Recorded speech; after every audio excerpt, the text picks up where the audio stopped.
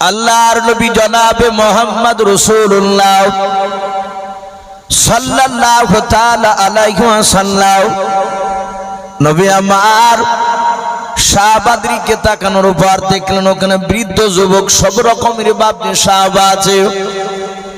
আল্লাহর নবীজি তাকিয়ে ডাক দিয়ে বলেন, ওরে আমার শাহিদ সাহাবা কোথায় আছো, তুমি দাঁড়িয়ে যাও।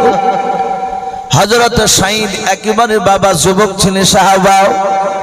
তাফসীরে পাওয়া যায় তার 18 থেকে বাপজি 25-এর মধ্যে তার বয়স ছিল।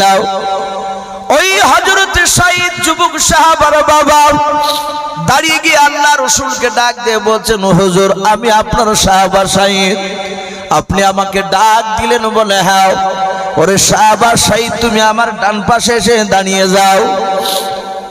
আল্লাহর নবীজি বাবা আবার তাকে তাকে বাপজি দেখতে লাগলেন কাকে ডাকা যায়। আল্লাহর নবীজি ডান দিক থেকে আরেকজন যুবকের বাপজির নাম ধরে ডাকলেন, যুবক তুমিও দাঁড়িয়ে যাও। যুবক দাঁড়িয়ে গিয়ে বলেন, হুজুর এই তো আমি আপনার অমুক সাহাবা। আল্লাহর নবী বলে শাহিদের পাশে এসে দাঁড়িয়ে যাও। এইভাবে নবীজি 1 2 3 4 করে রে বাবা একেবারে 20টা সবাই তারা তরুণ ছিল, যুবক ছিল। 20 জনকে বাপজি ডাকলেন।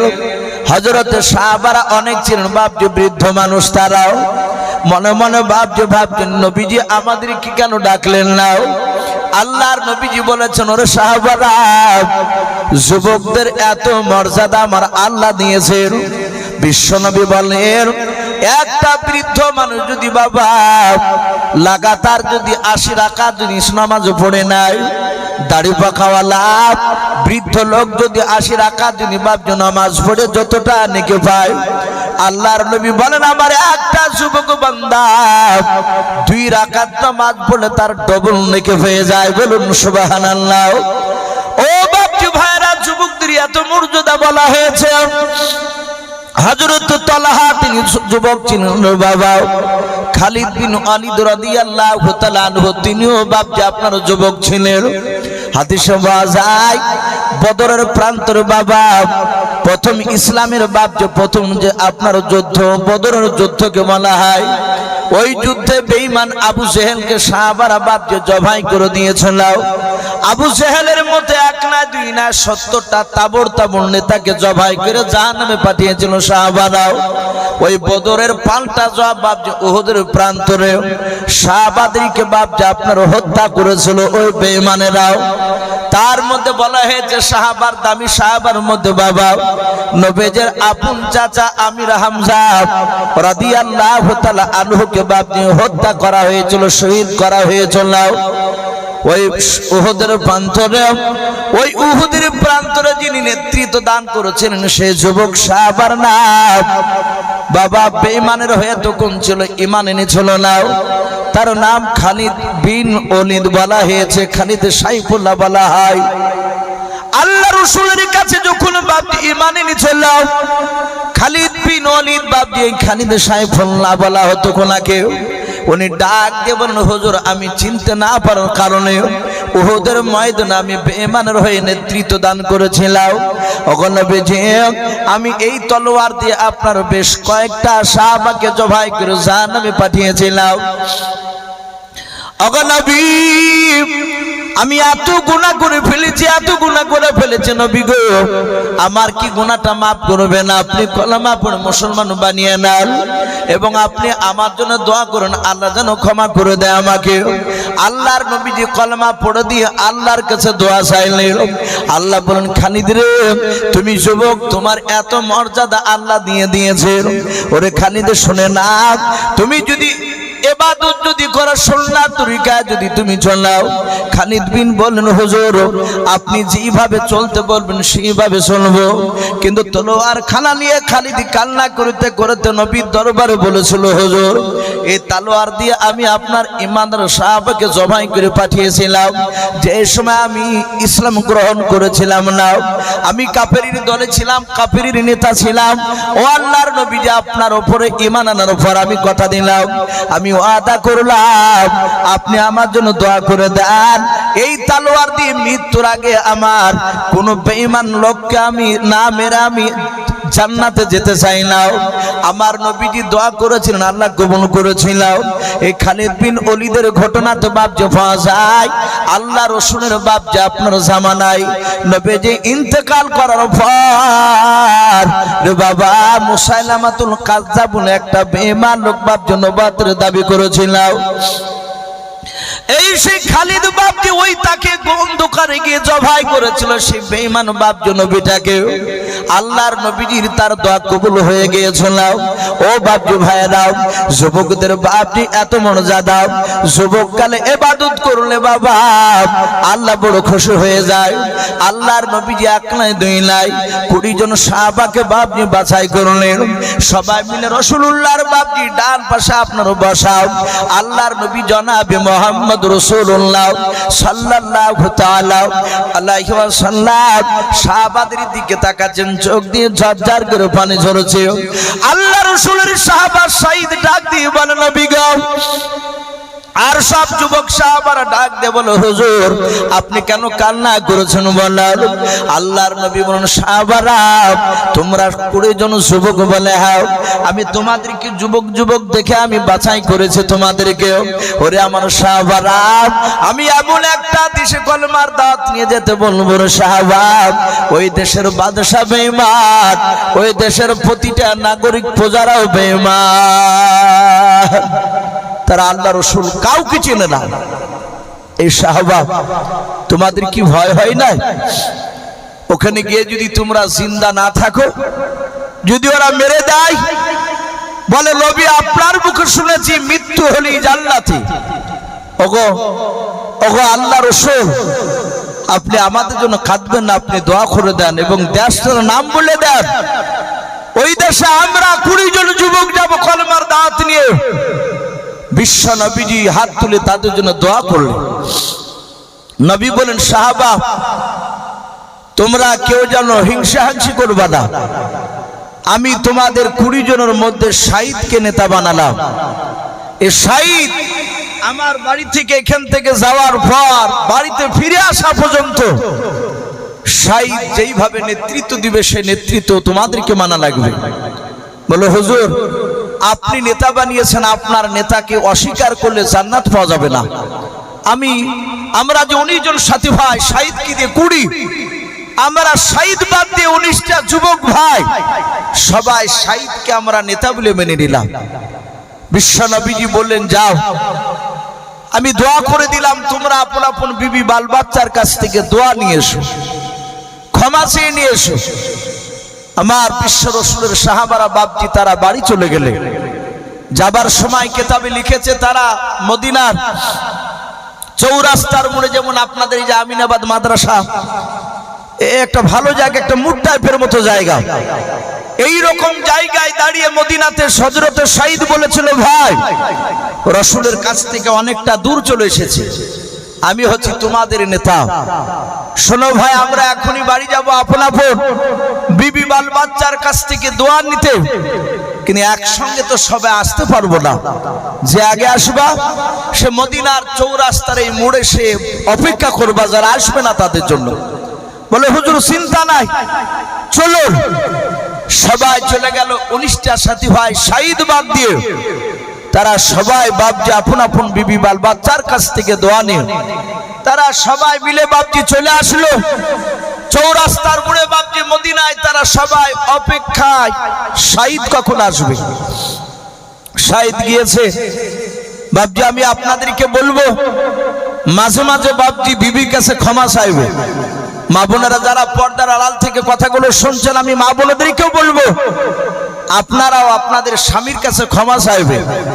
নবী বলেছেন হুকুকুল্লাহ আর হুকুকুল ইবাদ, বান্দার সাথে যে বান্দার কিছু হক রয়েছে মৃত্যুর আগ পর্যন্ত সে হক আদায় করে না যেতে পারলে কিয়ামতের ময়দানে আল্লাহ রাসূল বলেন আল্লাহ তাকে মাফ করবে না।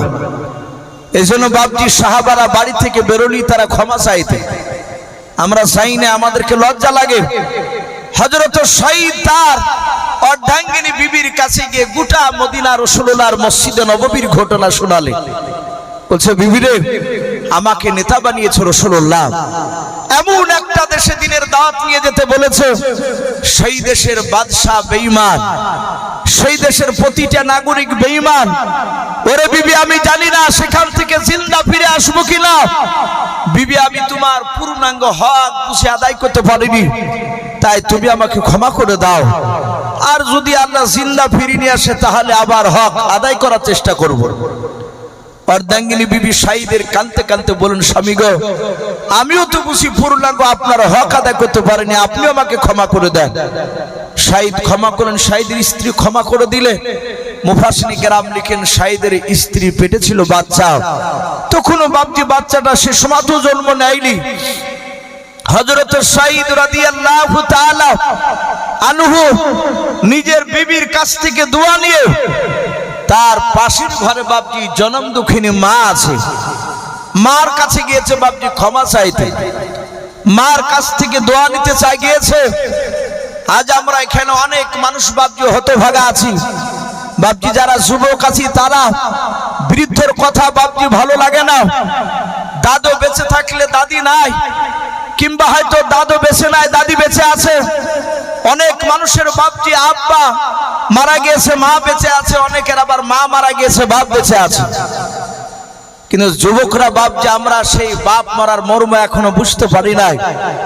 অনেক যুবক ছেলেদের দেখা যায়, একটা মানুষের যদি 4টে ছেলে থাকে, বাড়ি হয়তো তার 2 কাঠা জায়গা, ওই এক জায়গায় 4 বেটা আটবে না, ওখানে হয়তো 2 কাঠায় একটা বেটা হয়তো আছে, কি 2টে কোনো রকমে দুজনে আছে ওখানে, আর 2টে একটু দূরে বাড়ি করেছে।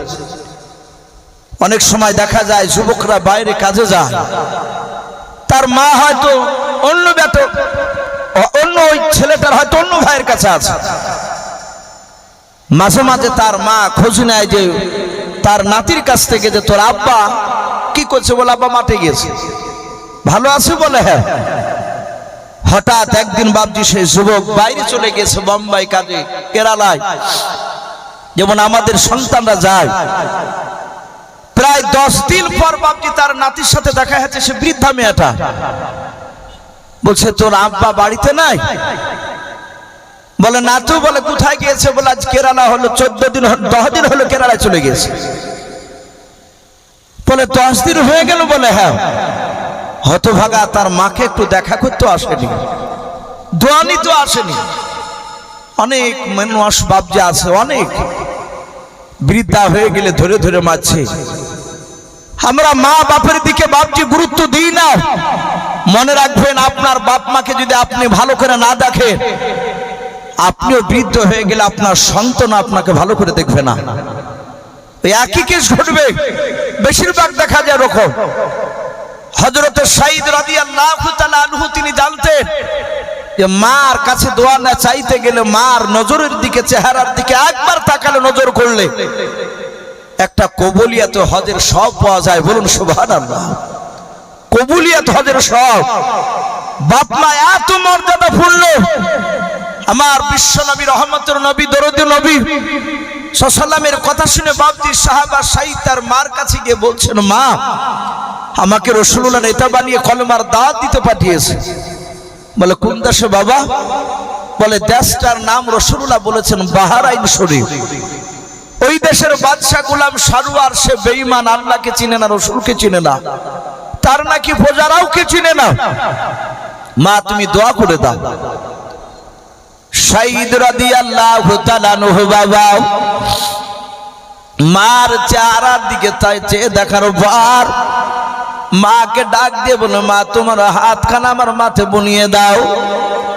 সাঈদ রাদিয়াল্লাহু তাআলা আনহুর বাবা নিজের আপনার মার হাতখানা ধরে নিজের মাথায় দিয়ে বলে দিয়েছে, ও বাপজি ভাইরাও, সত্যি বাপ মা বাপজি পৃথিবীর মধ্যে বাপজি রহমত যাদের বেঁচে আছে তারা বড় ভাগ্যবান।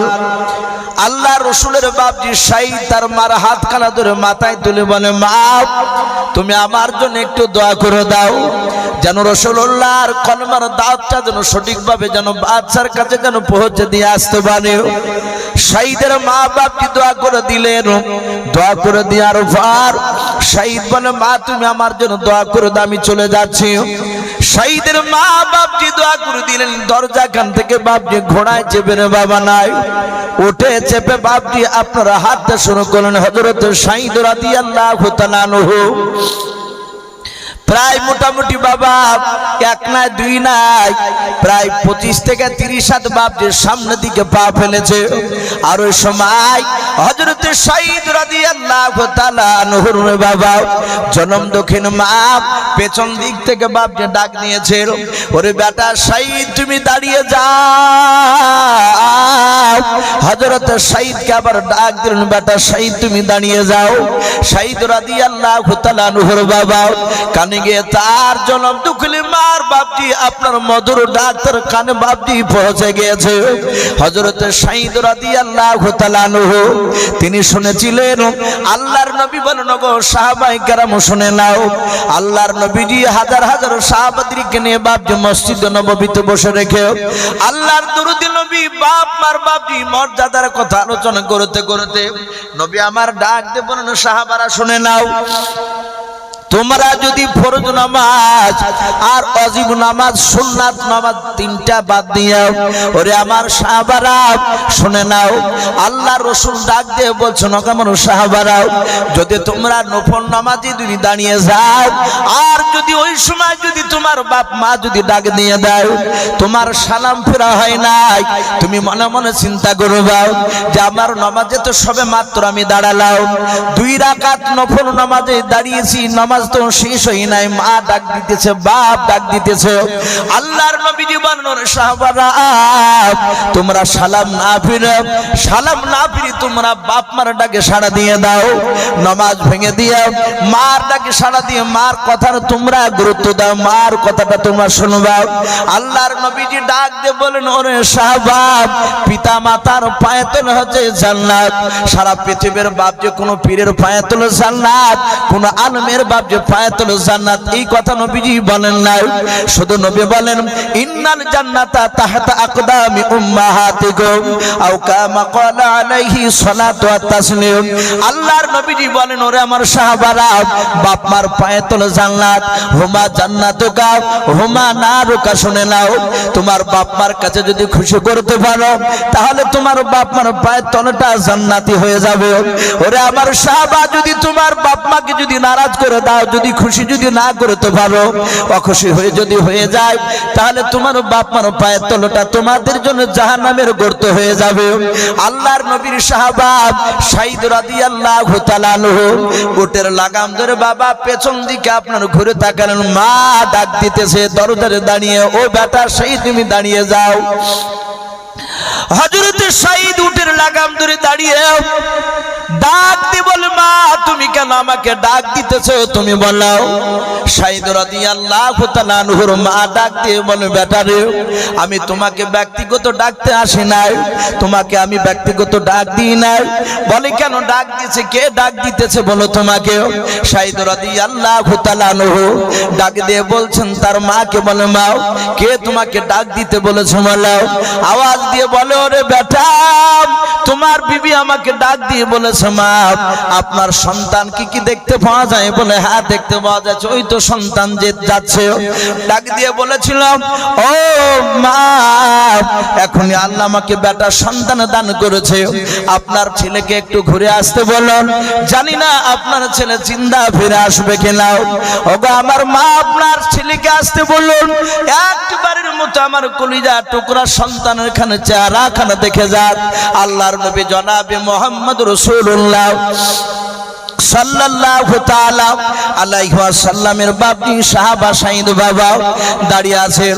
হযরত শহীদের বাপজি কোরআনের কথা মনে পড়ে গেল। আল্লাহ কোরআন পাকে বলেছেন, ইয়া আইয়ুহাল্লাযীনা আমানু ইস্তাজিবু লিল্লাহি ওয়া লির রাসূলি ইযা দাআকুম। আমার আল্লাহ বলেন, ওরে বান্দারা শুনে নাও, আমার রাসূল যদি তোমাদেরকে যদি ডাক দিয়ে দেয়, ও আমার সাহাবারা আমার রাসূল যদি তোমাদেরকে ডাক দিয়ে দেয় যায়, তোমরা যে অবস্থায় থাকো না কেন সে অবস্থাতেই তোমরা রাসূলুল্লাহর ডাকে তোমরা সাড়া দিয়ে দাও। বলুন সুবহানাল্লাহ। ও বাপজি ভাইরাও, অনেক ঘটনা এরকম পাওয়া যায়। আল্লাহ রাসূলের সাহাবারা এমনকি বাবা খাবার খেতে খেতে নবীর ডাক পেয়েছে, দৌড়ে চলে গিয়েছে। শুধু তাই নয়, এমন বলা হয়েছে ফরজ গোসল বাপজি বানাতে গিয়েছে, এক বদনা পানি ঢেলেছে আর এক বদনা পানি ঢালতে যাবে রে বাবা। ওই সময় আওয়াজ দিয়েছে, কে কোথায় আছো নবীর সাহাবারা? আমার রাসূলকে বেঈমানেরা হত্যা করতে আসছে, তোমরা দৌড়ে এসো নবীকে বাঁচানোর জন্য। সাহাবা বাপজি ফরজ গোসল বাদ দিয়ে হযরত বাপজি হানজালা রাদিয়াল্লাহু তাআলা আনহুর নাম অনেকেই বাপজি শুনেছেন এই ঘটনাও। হানজালা ফরজ গোসল পূর্ণাঙ্গ না করে দৌড়ে গিয়েছিল। ও বাপজি ভাইরাও, হানজালা রাদিয়াল্লাহু তাআলা আনহুর ব্যাপারে বাপজি হাদিসে পাওয়া যায়, আল্লাহ কোরআনে বলেন, ইয়া আইয়ুহাল্লাযীনা আমানু ইস্তাজিবু লিল্লাহি ওয়া লিরাসূলি ইযা দাআকুম। আল্লাহর নবী জনাবে মুহাম্মদ রাসূলুল্লাহ সাল্লাল্লাহু তাআলা আলাইহি ওয়াসাল্লাম, আল্লাহর নবী জনাবে মুহাম্মদ রাসূলুল্লাহ সাল্লাল্লাহু তাআলা আলাইহি ওয়াসাল্লামকে একটা বাপজি জিবরিলের মারফতে জানিয়ে দেওয়া হয়। আল্লাহর নবীজি সাহাবাদেরকে বলে দিয়েছিলেন, কিন্তু আল্লাহর রাসূল বাপজি নবীর সুন্নাত তরিকায় আল্লাহর নবীজি বলেছিলেন, ওগো আমার সাহাবায়ে কেরাম, কোন যুবক যদি তোমরা বিয়ে করে নাও, বিয়ে করার পর ও সাহাবারা শুনে নাও, তোমরা বিয়ে করার পর বিয়ে দিন থেকে নিয়ে পর 3 দিন পর্যন্ত শুনে নাও, তোমার রাসূল ডাক দিল তোমরা যাবে না। যারা বিয়ে করবে তাদের জন্য আমি রাসূলুল্লাহ পয়গম্বর তোমাদেরকে রুখসাত ছাড় দিয়ে দিলাম। এই শুনে নাও, তোমাদের বিয়ে হলে সেই দিন আমি যদি ডাকি আর আসবে না, পরের দিন আসবে না, তোমরা 3 দিন আসবে না, তোমাদের স্ত্রীকে নিয়ে আনন্দ করবা। এটা রাসূলুল্লাহ বলেছিলেন। হযরতে বাপজি হানজালা রাদিয়াল্লাহু তাআলা আনহু তিনি বিয়ে করার পর সেই রাত্রি বাসর ঘরে হানজালা ফরজ গোসল বানাতে যাচ্ছে। ফজরের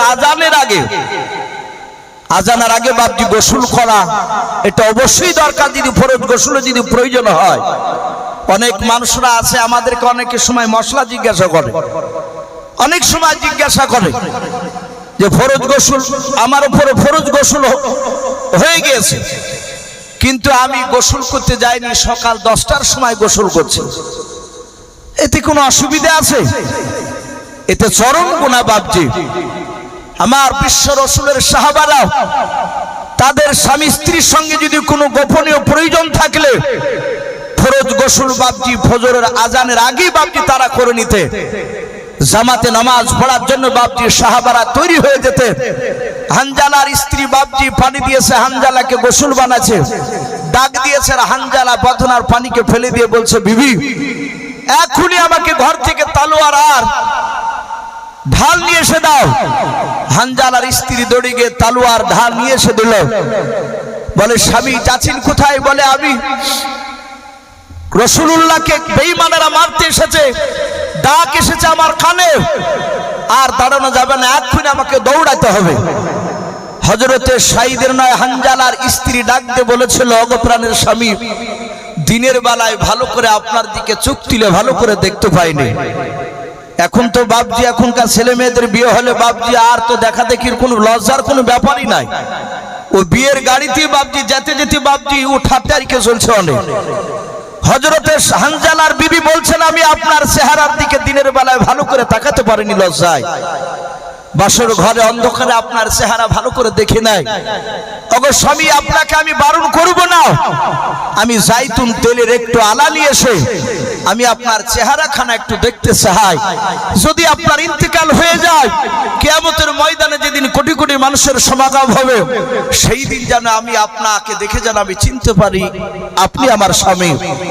হযরতে হানজালা স্ত্রীর কথা শুনে বাপজি চুল পরিমাণ বাপজি আপনার কাঁদলেন না, হাসছেন আর বলছেন, বিবি ক্ষমা করে দাও, তোমার হক আদায় করতে পারলাম না, এই পর্যন্তই তোমার সাথে আমার দেখা।